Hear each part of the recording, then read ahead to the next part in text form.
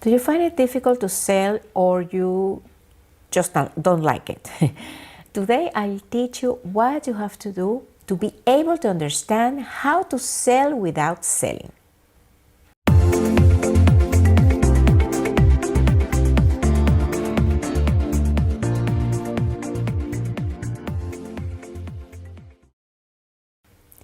Happy present moment. Welcome to Jeanette Salvatierra TV. I am your hostess, Jeanette Salvatierra. Selling may seem difficult and even annoying because you may be identified with limiting beliefs about selling, and that connect you with emotions such as shame, arrogance, and even fear of rejection. One of the hardest parts for people starting to sell is telling the price of the service or product to the customer. Many sellers avoid this to the point to prefer to put it in writing, in a proposal, an email, or any piece of paper, even a napkin. And it turns out that the price of your offer is a very important part of the selling or the buying decision, especially if you are an entrepreneur that sells a service or a product combined with a service that makes your product unique against your competition. In the times that we live, consumers has become much more sensitive to prices. In a recent study about consumers around the world made by the firm McKinsey, it was found that the purchasing power of 56% of the surveyors has been reduced. This has been reflected in changes in buying behavior, and one of the major changes is the higher sensitivity to prices. In fact, 2/3 of consumers declare to look for prices, reduced prices and promotions, while 38% compare prices in different stores. So it doesn't seem very reasonable not to communicate properly this very important element for a customer to decide to buy from you. Well, now, what to do? How to tell the price for the sales to take place, making this situation comfortable both for the client as you as a seller? Like everything in human communication, but especially in sales, or rather, where there are important decisions to make as a result of that communication, it is super important to harmonize the rational elements with the emotional and intuitive ones in that communication, both at the issuer or seller level, as well as the recipient or potential client. This is what I call the human convergence in sales. Others call it coherence or neurosales. The name is not important. The important thing is to understand that in the sales process, especially if we are the sellers, we have to harmonize all these information elements that we deliver to the client for him or her to make a buying decision that favor us. It is to say that they buy what we offer to them. It may sound complicated, but it's not. It is complex because the sales process involves communication at all levels: rational, emotional, verbal, written, also gestural, or nonverbal. But when the basics are understood, it is a simple and natural process. We are all selling all the time and shopping all the time, and we don't notice. The exchange is not necessarily material, is money for a product, but energetic, and even in commercial transactions, there are also energy exchanges. I don't pretend to teach you today everything you need to know about sales. As I told you, this is a complex process. You have to work on several areas, but it's not difficult. Anyone can learn it and do it well. Today, I will only going to refer to the part that has to do with the sales price. I will explain why and what you have to take into account, the rational and emotional and even the intuitive information elements to define the price and to be able to communicate it effectively to your customer or for your customer to buy from you. Before the explanation, as always, I invite you to subscribe to this channel, to activate the notifications, to comment, share, and collaborate, giving us a thumbs up. If this video seems useful to you, remember that this channel exists to inspire and empower your transformation so you have more productive, happy, and successful in your personal life and in your entrepreneurship. However, or let's say, let's start and let's do it with the rational part, which is the easiest one, because it's just pure math. Okay?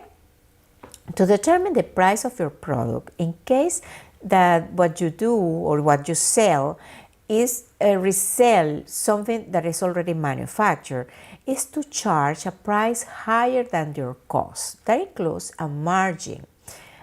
This sales price is almost always recommended or default by the manufacturer of the product.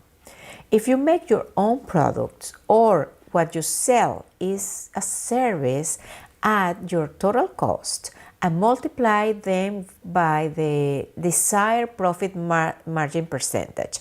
Then add that amount to your cost. And let me give you a pro tip. Consider your cost, the market, your perceived value, and the time invested to get a fair profit margin.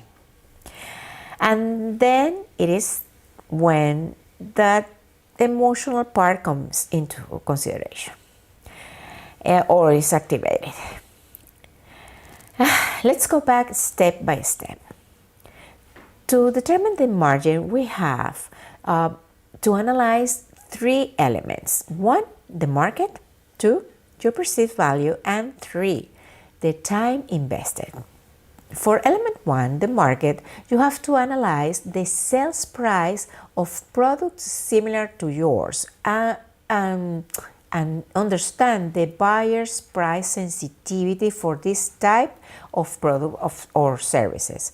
And of course, although this data will be exact or to your market or to your product, you can base your sales price definition on market studies like the one that I mentioned you at the beginning, or by doing your own inquiries, asking your potential clients, or reviewing offerings from your competition. But what about your perceived value, and 3, the time invested? Here is then we need to analyze the emotional and even intuitive elements for this price equation. Your perceived value in the market it starts with your own self-worth. Let me say it again. The perceived value or your perceived value in the market starts with your own self-worth. It has to do with the quality of your product or services. That is to say, whether it is delivered to the client, the benefits or results that it offers to deliver, or more results, nevertheless. This valuation is also related to your expertise, your experience and preparation to make that product, that service, or to be able to deliver that service that you offer. That is to say, trainings that you have taken, certifications that you obtained, outstanding results with former customers, reputation and word of mouth. That is to say, if there are people willing to recommend or speak well about you and your product. As you can see, many elements are subjective or they do not depend entirely to you at the time you are calculating your margin or when you're client is evaluating your price to buy your product or service. Additionally, element 3, the time invested, it doesn't just refer to the time for manufacture it or deliver the service. You should also consider the time that took you to train, to acquire the experience you have to be able to offer your quality product or services nowadays. Many entrepreneurs, especially those in services areas as coaches, designers, programmers, they forget elements 2 and 3 at the time of calculating the price.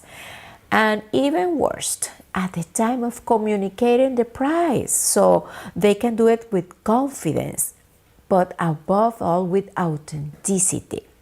Because the customer perceives that authenticity is through what we call empathy. Through empathy, we identify with someone, with her message, that message that we say, oh, it rings through me.